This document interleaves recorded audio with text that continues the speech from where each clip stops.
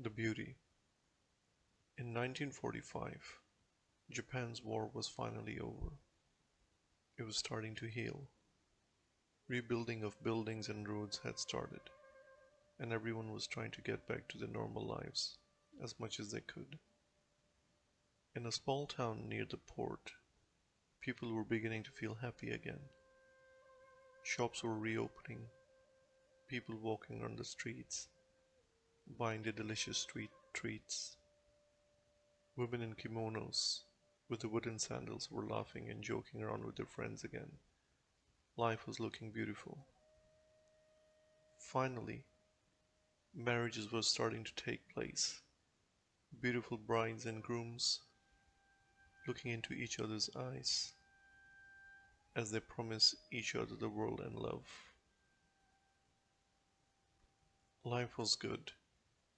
Marriages were a booming business in the town, and everyone involved was making a nice little earning from it. One day, a newly married couple, Sakura and Haru, just finished their wedding ceremony and started to settle into the night, laughing and joking about how funny one of their wedding guests was, when Sakura, the bride, started to feel unwell and collapsed on the floor. Her husband rushed to her to find her unconscious. He called the family doctor who pronounced her dead at the scene. Nothing made sense as she had no previous medical conditions. In the weeks that followed, brides were dying on their wedding nights. Everyone was shocked as to what was happening to the brides in that town. The police stopped all weddings in the town until they figured out what was occurring. With the little forensic knowledge there was back in 1945, the police struggled to find out the cause of death. The food was checked. The wedding management companies were checked. And so were all the employees. But it resulted in nothing. The town became known as the town of widowers. One night, another bride died in a nearby city. Same circumstances. This was now happening across Japan, and word quickly spread outside of Japan and was in newspapers across America. One of those newspapers landed on the desk of a New York detective who has always been fascinated by Japan and its culture. He decided that he would try to solve this mystery and would travel to Japan. He arrived in Japan and started his work from the town of widowers. He visited families, spoke to the locals, and gathered as much evidence as he could. Word of an outsider quickly spread, and he became a local celebrity. One night, he was sitting in a Japanese guest house after a fine meal. He was pondering over the evidence in front of him and lit up his tobacco pipe, smoking away into the night, when suddenly the wooden door slides open. He was greeted by a geisha and her fellow musicians, who have been sent to perform a traditional Japanese dance for him. She greeted him with a smile, and he added some more tobacco to his pipe. The music started, and the performance began.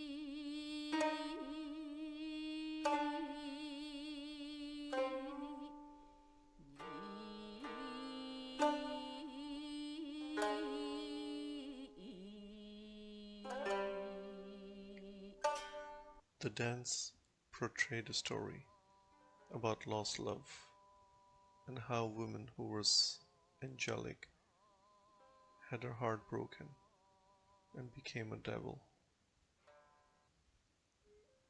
The performance finished, and the detective had never seen anything so soothing and beautiful in his life. The musicians left, and the geisha sat across the table. She smiled and started to brew a traditional Japanese tea. He asked her about her life with little Japanese he had learned. She laughed and replied to him in perfect English. He was struck by how fluent her English was. She served him the tea. He enjoyed it with his tobacco pipe. He then asked her about her performance. She replied that this was actually a true story about a beautiful woman in the town of Widowers. The story goes that there was a beautiful woman who longed for love. Nobody could touch her heart. Many tried to marry her, but did not succeed. One day, an American soldier walked into the streets of the town. Their eyes met, and they fell in love. They spent the most beautiful time together. Her heart was dancing. She could not bear to be without him. However, he had to go back, but he promised to return to take her. She waited and waited at the rocks by the sea, day and night, for his ship to return, but it never did. She then became the devil, and he asks her, how did that happen? This part was not included in the performance, and she was waiting to tell him this right at the end of the night. The geisha replied that she was in so much pain but could no longer see others being happy. She was a geisha, and she had learned the art of makeup and became the best makeup artist for brides in the town.